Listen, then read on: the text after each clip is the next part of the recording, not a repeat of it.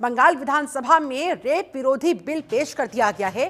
Rape दोषी को 10 दिन में फांसी की सजा का प्रावधान इस प्रस्ताव में रखा गया। बंगाल विधानसभा विशेष सत्र का आज दूसरा दिन सभी की निगाहें इसी बात पर टिकी हुई थी, क्योंकि जिस तरह से अभिया मामले को लेकर, कोलकाता की बेटी के साथ दरिंदगी मामले को लेकर ममता सरकार चौतरफा घिरी हुई थी, ऐसे में ममता बनर्जी ने वादा किया था कि विधानसभा के अंदर एक सख्त कानून लाया जाएगा, ऐसा एक बिल लाया जाएगा और उसी को लेकर अब ये बिल पेश कर दिया गया है। रेप के लिए, गैंगरेप के लिए और इस तरह के जघन्य अपराधों के लिए, इन्हें रोकने के लिए ये बिल लाया गया है। आज विशेष सत्र का दूसरा दिन पश्चिम बंगाल के अंदर अपराजिता महिला और बाल विधेयक 2024 पेश कर दिया गया। रेप, गैंगरेप या फिर रेप मर्डर के लिए मौत की सजा तक का प्रावधान इस बिल में रखा गया है। 10 दिनों के अंदर अंदर फांसी की सजा का प्रावधान इस बिल में रखा गया है। एसिड अटैक में अधिकतम सजा उम्र कैद की होगी और हर जिले में अपराजिता टास्क फोर्स का गठन करने की बात कही गई है।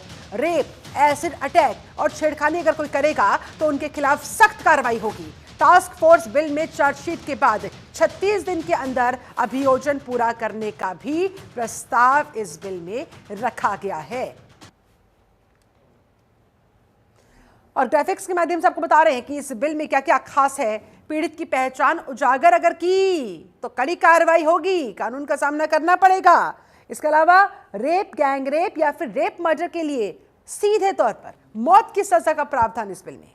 एसिड अटैक के मामलों में अधिकतम जो सजा वो उम्र कैद दी जा सकेगी। हर जिले में अपराजिता टास्क फोर्स का गठन किया जाएगा ताकि महिलाओं को, बहन बेटियों को सुरक्षित महसूस हो सके। रेप, एसिड अटैक, छेड़छाड़ पर कार्रवाई करेगी टास्क फोर्स। चार्जशीट के बाद 36 दिनों में अभियोजन पूरा होगा। ये बड़ी खबर, बड़ी जानकारी। तो कुल मिलाकर एक बार फिर से सभी की निगाहें टिकी हुई है कि इस बिल के आने के बाद क्या बदलेगा। बहन बेटियों को लेकर, महिलाओं की सुरक्षा को लेकर, उनके खिलाफ हो रहे अपराधों पर लगाम लगाने को लेकर ये बड़ा कदम। नमित त्यागी हमारे साथ संवाददाता ज्यादा जानकारी के साथ लाइव कनेक्ट हो गए हैं। नमित, प्रयास तो बहुत अच्छा किया गया, क्या लग रहा है किस हद तक इस कदम से तस्वीर बदल पाएगी महिलाओं के प्रति हो रहे अपराधों को लेकर?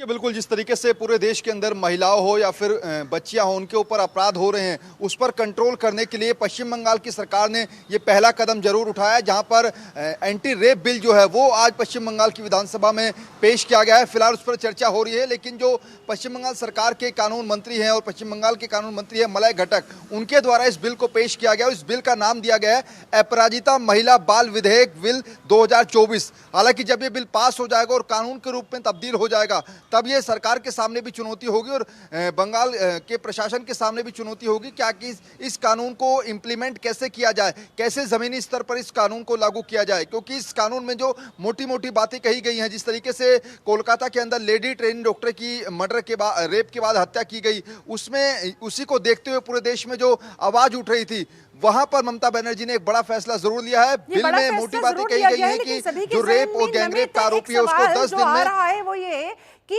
10 दिनों के अंदर फांसी की सजा कैसे दी जा सकेगी, क्योंकि ऐसे बहुत सारे टेस्ट भी होते हैं जिनमें कम से कम हफ्ता 10 दिन का तो समय ही लग जाता है। तो ऐसे में ये कितना प्रैक्टिकल होगा, कितना संभव हो सकेगा, क्या क्या प्रावधान इस बिल में इसको लेकर किए गए हैं, क्या कहा गया है? देखिए, मैं उसी बात पर आ रहा हूं। जो मोटी बातें तो ये हैं कि 10 दिन के अंदर रेप और गैंगरेप के जो आरोपी होते हैं उनको फांसी की सजा का जो प्रावधान है वो इसमें किया गया है। और दूसरा इसमें यह है कि जो जितने भी जिले हैं पश्चिम बंगाल के अंदर, वहां पर अनियमितता एंटी टास्क फोर्स जो है वो वहां पर बनाया जाएगा, जो कि महिलाओं की देखरेख के लिए होगा। हालांकि कल हमने देखा जो विपक्ष के नेता हैं, विपक्षी नेता हैं बीजेपी के शुभेंदु अधिकारी, उनकी तरफ से ये कहा गया कि आखिर इसमें जो है कुछ प्रावधान किए जाएं, उसको लेकर एक प्रस्ताव जो था वो भी पेश किया गया था। उसके बाद पश्चिम बंगाल के अंदर जो विधानसभा के स्पीकर हैं उनकी तरफ से कहा गया कि हम आपके प्रस्ताव पर ध्यान देंगे और अगर संशोधन की जरूरत पड़ी इस बिल में तो फिर संशोधन भी किया जाएगा। और यही वजह है कि आज जब ये बिल पेश हुआ तो उस पर अभी तमाम जो नेता है विधानसभा के अंदर वो अपना अपना पक्ष रख रहे हैं, अपनी अपनी बात रख रहे हैं। क्योंकि ऐसा हम अमूमन देखते नहीं शिल्पा कि अगर कोई बिल विधानसभा में आ रहा है तो उसका समर्थन जो है वो दोनों ही पार्टियां करती हुई नजर आए। कल हमने देखा बीजेपी ने पहले ही क्लियर कर दिया था कि हम इस बिल का समर्थन करेंगे, एंटी रेप बिल का, क्योंकि जिस दिन जो बिल आता है उससे एक दिन पहले ये एक प्रोटोकॉल होता है कि उस बिल का पूरा मसौदा जो है वो सभी विधायकों को भेज दिया जाता है। आज ये बिल आना था और कल पहला दिन था 2 दिवसीय विधानसभा सत्र का, तो कल हमने देखा कि सभी विधायकों को इस बिल से जुड़ा हुआ जो पूरा मसौदे की कॉपी थी वो सौंप दी गई थी, जिसके बाद आज जो है कई विधायकों की तरफ से इस बिल के अंदर संशोधन के प्रस्ताव भी रखे गए हैं।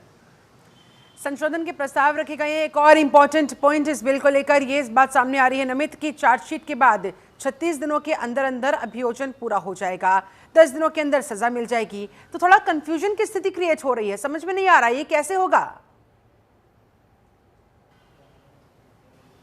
देखिए यहाँ पर 2 चीजें हैं। पहला ये, क्योंकि साल 2012 में हमने देखा था जब निर्भया कांड हुआ था, तो उसके बाद भी इस तरीके के जो कानून थे वो बनाए गए थे, चाहे उसमें निर्भया फंड हो या फिर फास्ट ट्रैक कोर्ट हो। लेकिन उसके बाद भी हमने देखा था कि निर्भया कांड के जो आरोपी थे उनको फांसी के फंदे तक पहुंचते पहुंचते ना जाने कितने साल लग गए। और वही सवाल इस बिल को लेकर तमाम कुछ जो नेता लोग हैं और इसके अलावा जो आम पब्लिक है वो भी उठा रही है कि जो इसमें गाइडलाइंस रखी गई है, यानी कि शुरुआती 10 दिन में ही रेप के आरोपी को फांसी तक पहुंचा दिया जाएगा, ये आखिर होगा कैसे? क्योंकि स्टार्टिंग के तकरीबन 7 से 8 दिन तक तो इन्वेस्टिगेशन ही चलती रहती है, या फिर जो लोकल पुलिस है पहले वो जांच करती है, उसके बाद मामला कोर्ट में जाता है, फिर सीबीआई की एंट्री होती है। तो ऐसे में ये बड़ा सवाल उठ रहा है। हालांकि जब ये बिल पेश किया गया तो जो कानून मंत्री हैं पश्चिम बंगाल सरकार के मलय घटक, उन्होंने विस्तार से बताया जरूर है, लेकिन अब इस पर चर्चा हो रही है और चर्चा के बाद फिर जो स्पीकर है विधानसभा के वो देखेंगे कि आखिर जो प्रस्ताव दिए गए हैं, जो संशोधन के प्रस्ताव उनके पास हैं,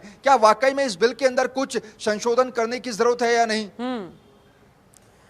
बिल्कुल, इसको लेकर नजर बनी हुई है और अगर जैसा कहा गया इस बिल में वैसा अगर इंप्लीमेंट भी करवा दिया गया तो ये बहुत बड़ा गेम चेंजर साबित हो सकता है। नमित,